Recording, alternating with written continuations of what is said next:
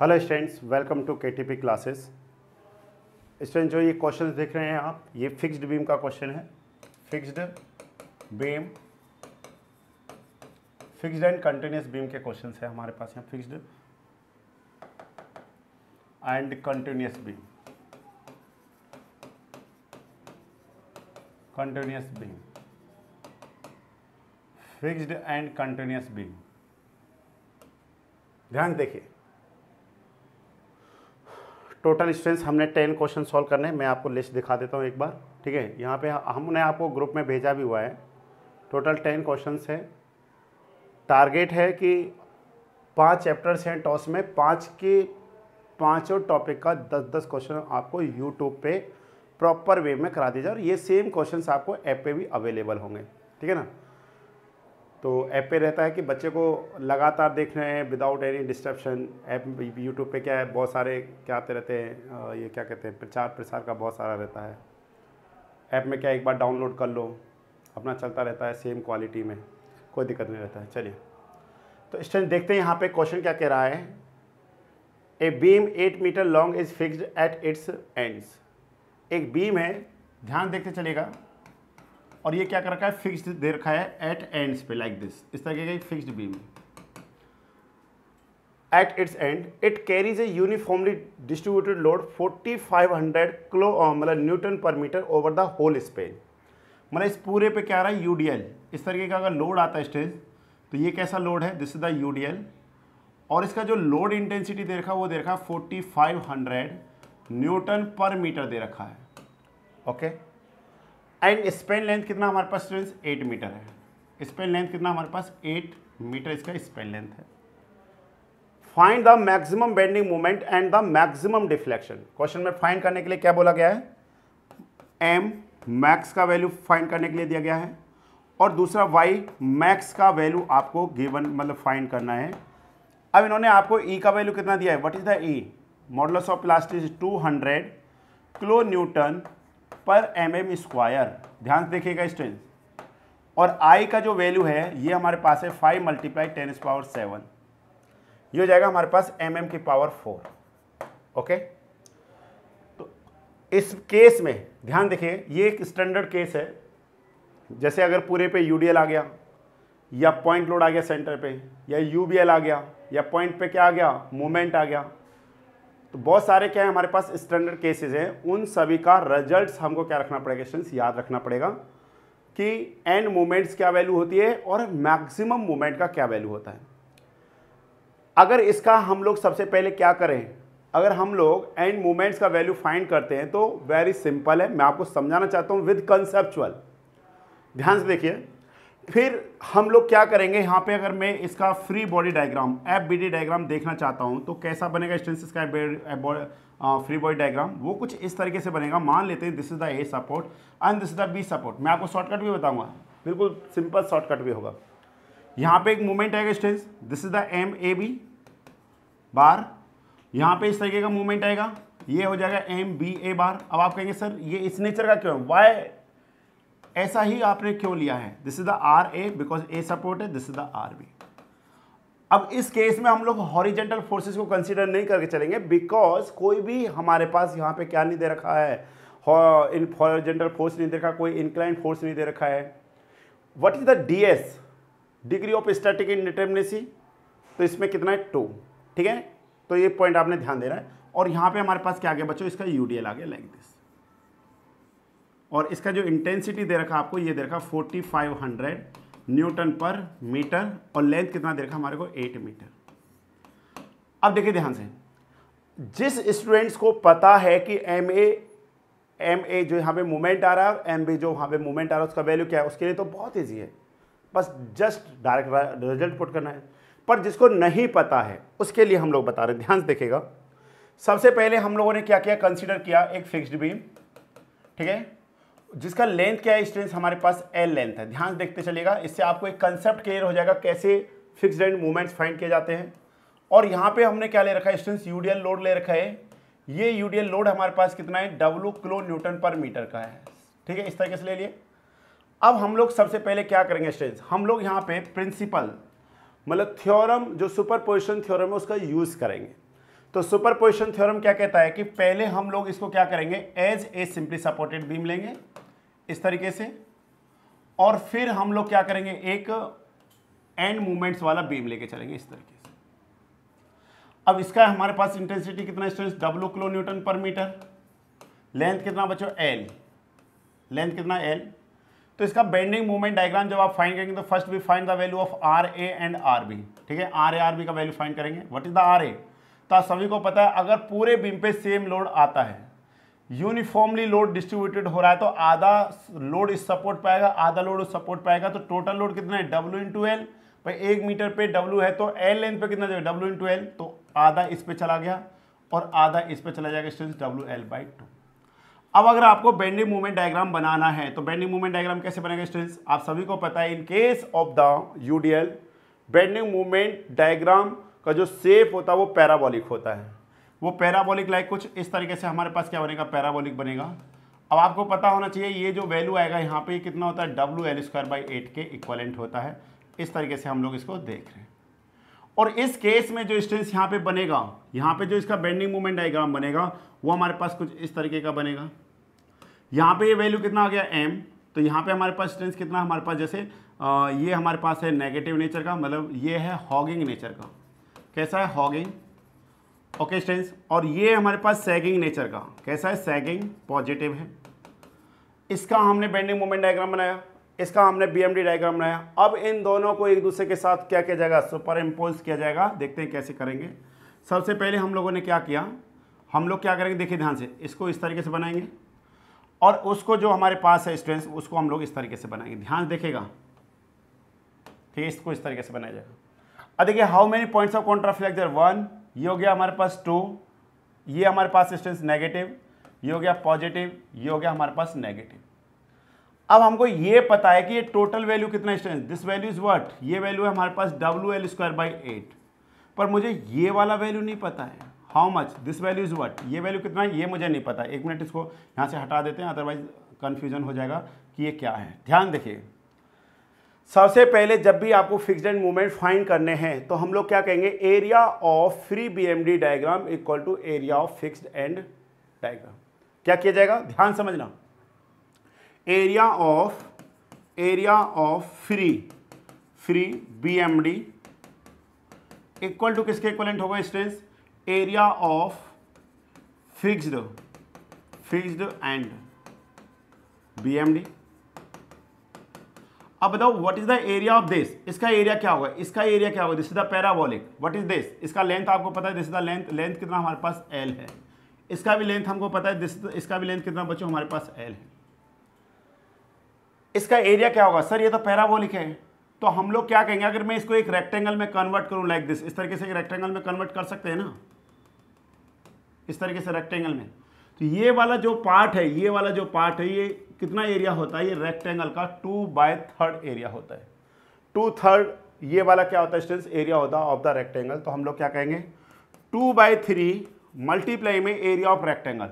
अब बताओ रेक्टेंगल का एरिया क्या होता है, लेंथ इनटू विड्थ, तो लेंथ कितना हमारे पास L, और हाइट जो है यहाँ पे हाइट या विड्थ हम लोग कितना लेके चलेंगे student, WL²/8। It is equivalent what, area of this diagram. तो इसका एरिया क्या है, लेंथ L है, और यहाँ पे एक्टिव मूवमेंट कितना है, M इंटू L। तो स्टूडेंट्स एक L से L कैंसिल हो जाएगा, 2 से ये 4 टाइम्स। फाइनली जब हम लोग सॉल्व कर रहे हैं स्टूडेंट्स तो ये वैल्यू आ रहा है WL²/12। प्लीज रिमेंबर, अब ये मूवमेंट कैसा है, नेगेटिव नेचर का है। क्यों, क्योंकि ये सपोर्ट्स पे जो मूवमेंट आता है वो हॉगिंग नेचर का होता है। हॉगिंग मतलब नेगेटिव नेचर का है, ठीक है। तो इसका मतलब यहाँ पे क्या है, नेगेटिव। तो ये वैल्यू कितना आ रहा है स्टूडेंट्स, WL²/12। ये वैल्यू कितना आ रहा है स्टूडेंट्स, WL²/12। तो ध्यान समझिएगा, ये वाला रिजल्ट किसके इक्विवेलेंट आएगा, सिर्फ इस वाले रिजल्ट की बात कर रहे हैं हम लोग। इसको थोड़ा सा हम लोग डिफरेंट रेड कलर से शो कर दे रहे हैं, इस तरीके से ध्यान देखिए। ये वाला वैल्यू कितना होगा, क्योंकि सेंटर पे जो मूवमेंट एक्ट कर रहा है वो सिर्फ इतना ही मूवमेंट एक्ट कर रहा है। तो आप कहेंगे सर देखिए टोटल मूवमेंट जो हमारे पास है, टोटल मूवमेंट हमारे पास कितना है सर, WL²/8 में से ये वाला क्या करते हैं, सबट्रैक्ट करते हैं। ये वाला कितना है, WL²/12। ये तो सेम है ना, WL²/12। जब आप इसको सॉल्व करेंगे WL²/12 को, तो स्टूडेंट्स आपको सॉल्व करने पर आता है WL²/24। तो कितना वैल्यू आता है यहाँ पे WL²/24। तो ध्यान देना, एट सपोर्ट मूवमेंट जो है वो हमारे पास कितना स्ट्रेंथ WL²/12। वे हॉगिंग नेचर का है। नेचर कैसा है इसका? हॉगिंग नेचर है, हॉगिंग। ओके, और हम लोग देख रहे हैं एट सेंटर जो मूवमेंट है उसका हमारे पास वैल्यू क्या स्ट्रेंथ, तो वो हमारे पास है WL²/24।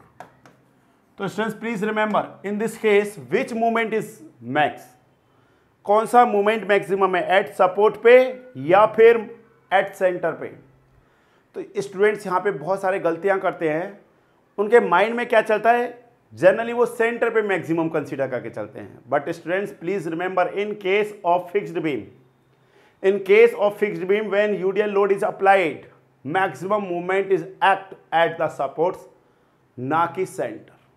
सेंटर पे कितना मूवमेंट आ रहा है, अभी हमने सॉल्व किया WL²/24, मतलब सेंटर पे जो मूवमेंट आ रहा है वो सपोर्ट्स का 1/2 है।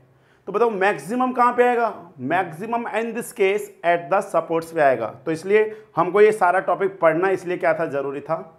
जब भी आपको फिक्स्ड एंड मूवमेंट फाइंड करना है तो बस आप क्या करिए, इस कंसेप्ट को क्या करिए, यूज करिए। एरिया ऑफ फ्री BMD, जैसे हमने क्या किया है, फ्री BMD मतलब हमने सिंपल सपोर्ट्स लेकर के इसको चला है। एक हमने इस तरीके से बनाया, इसका एरिया इक्वल टू इसके एरिया के बराबर कर दो, तो यहाँ से आपको क्या मिल जाएगा, मूवमेंट मिल जाएगा।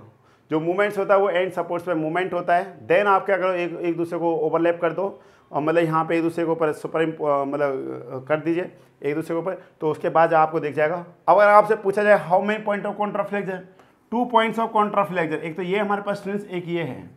अगर आपसे पूछा जाए कि बताइए का क्या वैल्यू होगा, तो हम लोग क्या कर सकते हैं, देखते अभी वो भी बता देंगे। हमने कई सारे ऐसे क्वेश्चन लिए हैं जहाँ पे हमको पॉइंट ऑफ कॉन्ट्राफ्लेक्सस भी फाइंड करने, इवन कंटिन्यूअस बी में भी हम आपको पॉइंट ऑफ कॉन्ट्राफ्लेक्सस बताएंगे कि कैसे पॉइंट ऑफ कॉन्ट्राफ्लेक्सस फाइंड करते हैं, ठीक है ना। बस अभी आपको ये याद रहना चाहिए, eight point of contraflexure bending movement it's change your sign, मतलब जो बेंडिंग मूवमेंट है वो अपना क्या करता है, साइन चेंज करता है। जैसे देखिए यहाँ पे नेगेटिव है, यहाँ पे पॉजिटिव, यहाँ पे पॉजिटिव है, यहाँ पे नेगेटिव है।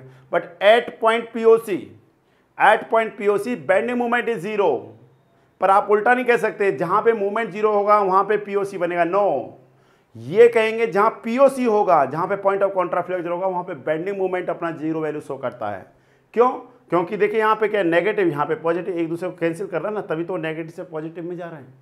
तो इसलिए आपने ध्यान देना है, in this case how many point of contraflexure 2, और आप फाइंड भी कर सकते हैं, बताएंगे कैसे फाइंड करते हैं, बहुत सिंपल तरीका स्टूडेंट्स।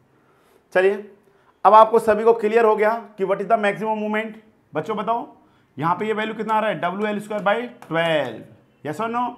RA का वैल्यू कितना आता है इसमें, WL/2, इसका वैल्यू कितना आता है बच्चों, WL/2। ये वैल्यू कितना हमारे पास बताओ, ये वैल्यू है WL²/12। हाँ, यहाँ पे BMD डायग्राम बनाइएगा जरूर, ये वाला BMD डायग्राम बनाया हमने इस तरीके से हमने डायग्राम थोड़ा सा सही से बना लीजिएगा जिससे आपको सही से दिखाई दे।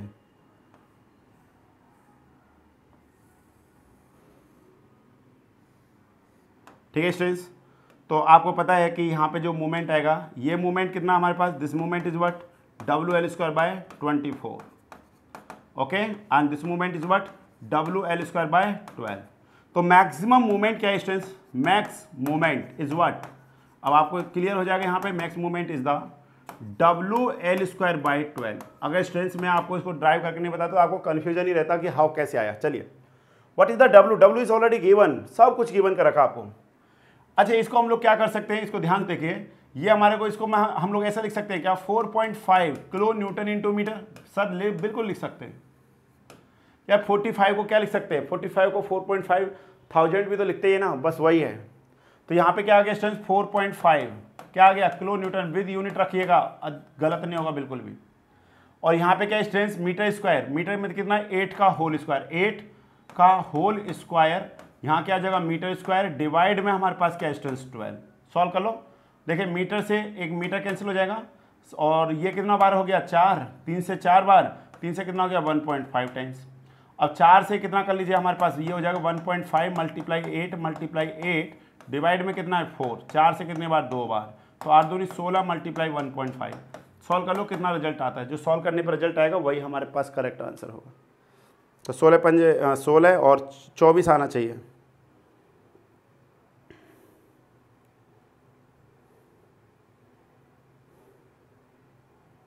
24 क्या आंसर आया स्टूडेंट्स हमारे पास? What is the correct answer? तो मैक्सिमम मूवमेंट जो है हमारे पास उसका रिजल्ट आ रहा है students 24 kilo newton into metre. This is the correct answer. अब इस केस में नेक्स्ट देखिए, जब इसका आप डिफ्लेक्टेड शेप देखेंगे students, what is the deflected shape? ध्यान देखिए, यहाँ पे स्टूडेंट्स इस तरीके से होगा, यहाँ पे भी इस तरीके से होगा, इसको हम लोग आगे कुछ इस तरीके से ले जाएंगे, ठीक है ना, इस तरीके से। अच्छा, जो सेंटर पे इसमें मैक्सिमम डिफ्लेक्शन कहाँ पे होगा? इन दिस के सेंटर, और वो डिफ्लेक्शन किसके इक्विवेलेंट होगा? वो होगा 1/384 मल्टीप्लाई में स्मॉल WL⁴ अपॉन क्या होता है? EI होता है। अब आपने याद रखना है students, in case of the fixed beam, in case of fixed beam, अगर यही हमारे पास सिंपली सपोर्ट होता और यूडीएल लोड होता है तो उसमें कितना होता है? 5/384 WL⁴ अपॉन EI होता है। But in case of fixed beam, in case of the UDL value होता है 1/384 WL⁴ upon EI। What is this? This is the EY max. अब आपको सारा कुछ पता है, आप सॉल्व कर सकते हैं। तो आपको देखिए यहाँ से क्या है? E एंड I, तो EI का वैल्यू क्या आएगा? सॉल्व करो।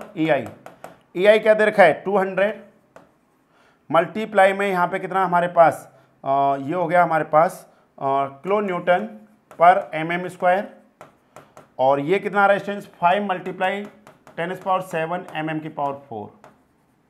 तो ये mm से ये mm 2 हो जाएगा, यहाँ पे 5 दूनी 10, तो ये कितना हो गया? 10⁻10 क्या आ गया? किलो न्यूटन इंटू mm², ये आएगा students. What is this? This is the EI। EI is the flexural rigidity. अब आपको सारा कुछ पता है, पुट ऑल द वैल्यूज।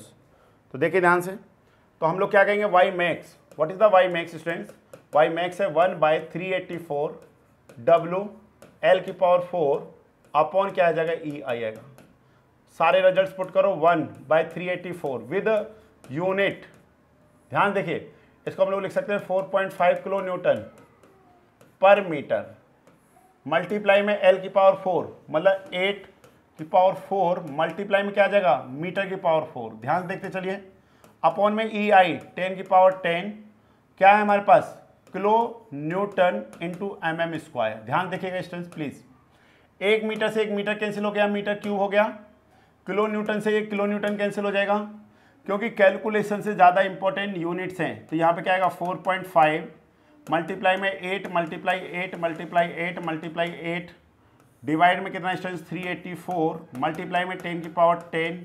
ध्यान से देखिए, यहाँ पे हमारे पास क्या है? मीटर क्यूब, यहाँ पे क्या है? mm²। मीटर क्यूब को mm² में कन्वर्ट करना है, तो please remember 1 metre equal to कितना होता है? 1000 mm, या फिर हम लोग क्या लिख सकते हैं? 10⁻³ mm लिख सकते हैं। तो 1 मीटर इक्वल टू कितना स्टूडेंट्स? 10⁻³ mm। अब इसको दोनों तरफ से अगर हम लोग क्या करते हैं?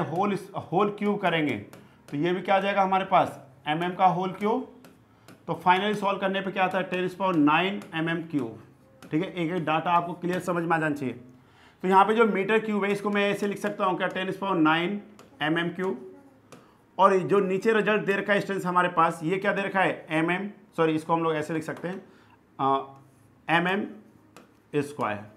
तो एक 2 mm² से कैंसिल होकर के क्या बचा? mm, मतलब जो रिजल्ट आएगा स्टूडेंट्स वो mm में आएगा। अब तो बिल्कुल इजी सॉल्व हो जाएगा। 10⁹ से कैंसिल होकर के ओनली यहाँ पे क्या आ गया? 10 आ गया। 2 से 4 बार, 2 से कितना आ गया? 5 बार, 5 से कितना हो गया student? 0.9। Solve it, very simple है। सॉल्व करते हैं, क्या आंसर आता है? सॉल्व करते हैं, क्या आता है? 0.9 मल्टीप्लाई 4 मल्टीप्लाई 8 मल्टीप्लाई 8 मल्टीप्लाई 8, ठीक है। डिवाइड में जो हमारे पास आता है वो है हमारे पास 384। तो ये स्टूडेंट्स वैल्यू आता है हमारे पास यहाँ पे 4.8 mm। तो y max, what is the y max? y max it is equivalent what? 4.8 mm। This is the correct answer students. तो आपने क्या करना है सर? यहाँ पे डायरेक्ट रिजल्ट्स यूज कर दिया आपने, तो यहाँ पे किसी भी तरीके का ना थ्योरम यूज किया ना ही हमने, हाँ बेटा ये स्टैंडर्ड केस है ना। In case of the standard case में हम लोग डायरेक्ट फॉर्मूले को क्या कर सकते हैं? यूज़ कर सकते हैं। जैसे देखिए हम लोगों ने यहाँ पे पता किया, ठीक है, ये सारा पॉइंट्स आपको क्लियर हो जाना चाहिए, ईच एंड एवरी पॉइंट, ठीक है।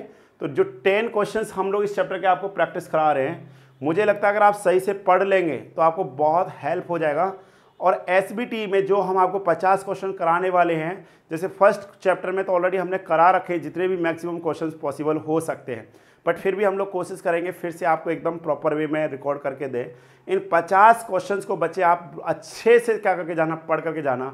मैं आपको पूरे विश्वास के साथ बोलता हूं कि ऑब्जेक्टिव क्वेश्चन, 4 नंबर क्वेश्चन और 6 मार्क्स क्वेश्चन इन्हीं 50 में से ही कर रहा होगा, घूम फिर करके आ रहा होगा। हाँ, एग्जैक्ट क्वेश्चन नहीं आएगा, हम लोग ये नहीं कहेंगे यही क्वेश्चन आएगा, नहीं, इस जैसा क्वेश्चन आ सकता है ये कहेंगे, ठीक है ना। ओके, तो आप इस क्लास को अच्छे से ज्वाइन कीजिए। तो नेक्स्ट क्वेश्चन स्टूडेंट्स हम आपको दे रहे हैं यहाँ पे प्रैक्टिस के लिए, वो क्वेश्चन है ये वाला, ठीक है। तो नेक्स्ट इस क्वेश्चन को आप प्रैक्टिस कीजिए, नेक्स्ट वीडियो में आपको इसका प्रॉपर सोल्यूशन देखने को मिलेगा। Okay, thank you students.